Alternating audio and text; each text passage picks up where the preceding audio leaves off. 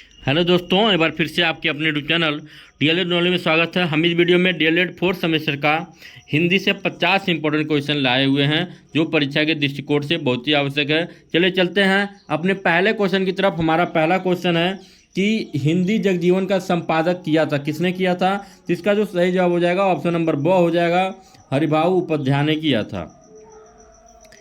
आगे बढ़ते हैं कि वनमाला व आनंदमयी के रचयिता कौन है? तो इसके रचयिता थे डॉक्टर नगेंद्र।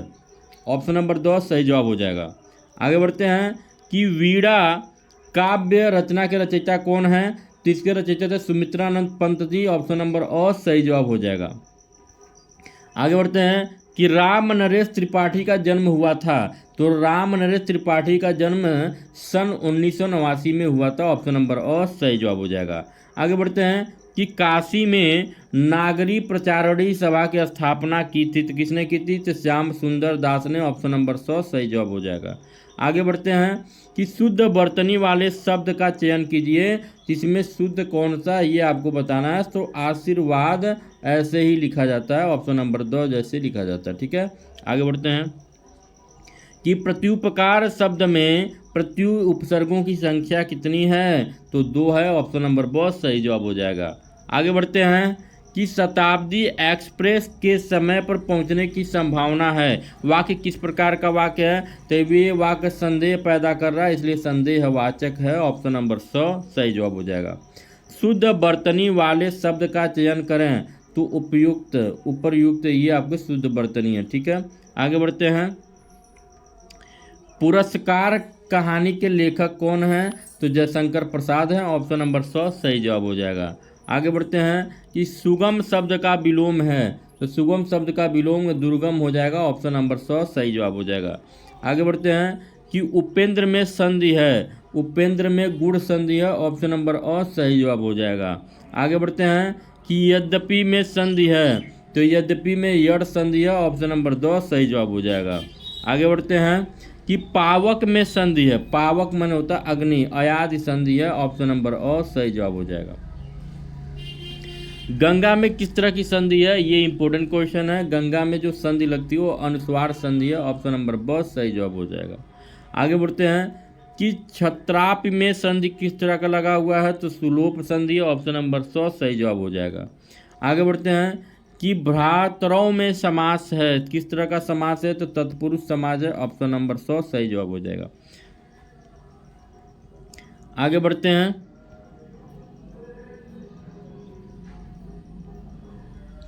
अगला जो हमारा प्रश्न है कि बहुब्रीहि समास के भेद होते हैं, तो 2 होते हैं। ऑप्शन नंबर अ सही जवाब हो जाएगा। आगे बढ़ते हैं कि विद्या धनम में समास है, तो किस तरह का समास है? तो रूपक कर्मधारय समास है। ऑप्शन नंबर 100 सही जवाब हो जाएगा। तुम अपने कार्य में सफल रहो, वाक्य किस प्रकार का वाक्य है? तो इच्छावाचक है। ऑप्शन नंबर अ सही जवाब है। आगे बढ़ते हैं कि स्वच्छ शब्द का अर्थ क्या होता है? तो साफ सुथरा होता है। ऑप्शन नंबर अ सही जवाब हो जाएगा। आगे बढ़ते हैं मेघदूत किस रचनाकार की कृति है? तो ये कालिदास की है। ऑप्शन नंबर 100 सही जवाब हो जाएगा। आगे बढ़ते हैं कि सूर्योदय में कौन सी संधि है? सूर्योदय में कौन सी संधि है? तो गुड़ संधि है। ऑप्शन नंबर अ सही जवाब हो जाएगा। आगे बढ़ते हैं कि कौन सा शब्द अव्ययी भाव समास का उदाहरण है? तो प्रत्येक। ऑप्शन नंबर ब सही जवाब हो जाएगा। आगे बढ़ते हैं कि अशुद्ध शब्द की पहचान कीजिए। तो प्रभु जो है यहाँ पे अशुद्ध लिखा, बाकी सारे शुद्ध वर्ड लिखे हुए हैं। आगे बढ़ते हैं कि तत्पुरुष समास होते हैं, तो तत्पुरुष समास 6 होते हैं। ऑप्शन नंबर अ सही जवाब हो जाएगा। दसह आनन यस्य सह समास विग्रह के बाद शब्द होगा, तो दशानन होगा। ऑप्शन नंबर ब सही जवाब हो जाएगा। आगे बढ़ते हैं कि बालक में चतुर्थ विभक्ति में प्रथम वचन में रूप होगा, तो बालकाय होगा। ऑप्शन नंबर अ सही जवाब हो जाएगा। आगे बढ़ते हैं कि नपुंसक लिंग है, तो नपुंसक लिंग कौन है? तो एते नपुंसक लिंग है। ऑप्शन नंबर ब सही जवाब हो जाएगा। आगे बढ़ते हैं के रूप हैं, तो के रूप स्त्रीलिंग है। ऑप्शन नंबर 100 सही जवाब हो जाएगा। आगे बढ़ते हैं कि स्र धातु से लुट लकार माध्यम पुरुष एकवचन का रूप होगा, तो ये होगा आपका श्रोष्यासी हो जाएगा। ऑप्शन नंबर ब सही जवाब हो जाएगा। अस धातु लट लकार के उत्तम पुरुष के द्विवचन का रूप होगा, तो ये होगा अस्त। ऑप्शन नंबर 2 सही जवाब हो जाएगा।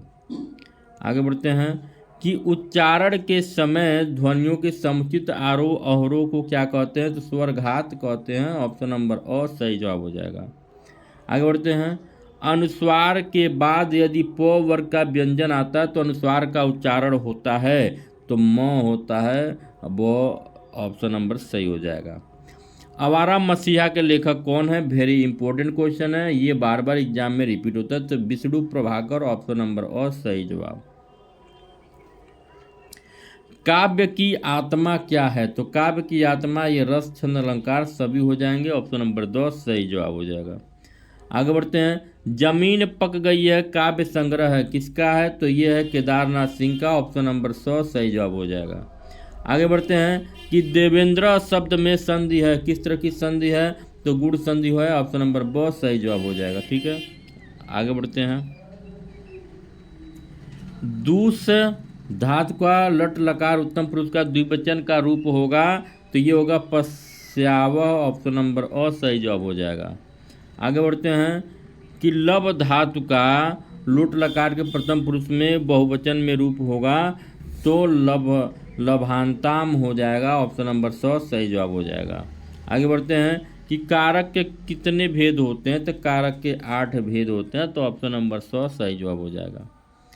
पंचमी विभक्ति का कारक चिन्ह होगा, तो पंचमी विभक्ति कारक चिन्ह से होगा अलग अलग। ठीक है, संप्रदान कारक में चतुर्थ विभक्ति में चिन्ह होगा, तो संप्रदान के लिए होता है। ऑप्शन नंबर और सही जवाब हो जाएगा। ठीक है, किसी बात को सुनकर लिखने को क्या कहते हैं? तो श्रुत लेख कहते हैं। ऑप्शन नंबर 100 सही जवाब हो जाएगा। किसी वाक्य को देखकर ठीक वैसा ही वाक्य होगा, वह अनुलेख कहलाता है। ऑप्शन नंबर 2 सही जवाब हो जाएगा। क्या बोलूं क्या याद करूं किसकी आत्मकथा है? तो हरिवंश राय बच्चन का। ऑप्शन नंबर अ, और वेरी इंपॉर्टेंट क्वेश्चन है। ठीक है, याद रखिएगा इसको। काशी में नागरी प्रचारणी सभा की स्थापना की थी, तो किसने की थी? श्याम सुंदर दास ने की थी। तो ऑप्शन नंबर 100 सही जवाब हो जाएगा। अगला जो हमारा प्रश्न है कि साकेत महाकाव्य के रचनाकार कौन थे? तो मैथिली शरण गुप्त थे। तो ऑप्शन नंबर ब सही जवाब हो जाएगा। अगला जो हमारा प्रश्न है कि किसी के द्वारा बोले हुए वाक्य को लिखना उसे क्या कहते हैं? तो श्रुति लेख कहते हैं। तो ऑप्शन नंबर 100 सही जवाब हो जाएगा। जयशंकर प्रसाद का नाटक है, जयशंकर प्रसाद का नाटक इसमें से कौन है? तो ध्रुव स्वामिनी, अजात शत्रु, चंद्रगुप्त, उपयुक्त सभी। ऑप्शन नंबर 2 सही जवाब हो जाए। वीडियो कैसा लगा कमेंट करके जरूर बताएं। मिलते हैं अगले वीडियो में, तब तक के लिए नमस्कार, जय हिंद।